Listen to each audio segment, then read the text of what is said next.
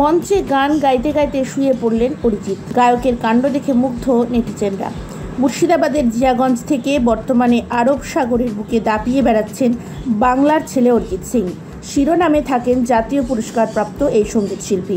দেশ জুড়ে আয়োজন হয় অরিজিতের নানা কনসার্ট। ফ্যানেদের মধ্যেও চলে চরম উত্তেজনা। সম্প্রতি ভাইরাল হয়েছে গায়কের ওড়িশা কনসার্টের একটি ভিডিও, যেখানে দেখা যাচ্ছে জিয়াগঞ্জের ভূমিপুত্রের সুরের মূর্ছনায় সেখানে মন্ত্রমুগ্ধ হয়ে উপভোগ করছেন হাজার হাজার শ্রোতা। এদিকে মঞ্চেই শুয়ে পড়লেন গায়ক। গান গাওয়ার মাঝে ফ্যানেদের সঙ্গে কথাবার্তা বলেন অরিজিৎ। এমনকি কনসার্ট চলাকালীন ভালো করে কানেক্ট করেন তিনি।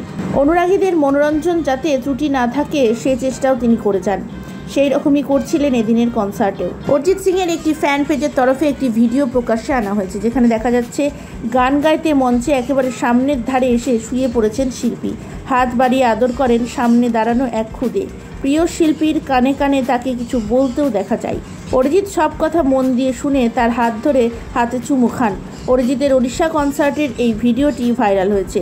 সুপারহিট ওড়িশা গান রঙ্গবতী গেয়ে মঞ্চ মাতিয়েছেন শিল্পী, যা শুনে উচ্ছ্বসিত উপস্থিত শ্রোতারা। সকলেই বলেন অরিজিৎ সিং একেবারে মাটির মানুষ। তবে খুদের সঙ্গে গায়কের এই কাণ্ড দেখে মুগ্ধ নেটিজেনরা। নেট মাধ্যমে ঝড়ের গতিতে ছড়িয়ে পড়েছে এই ভাইরাল ভিডিওটি।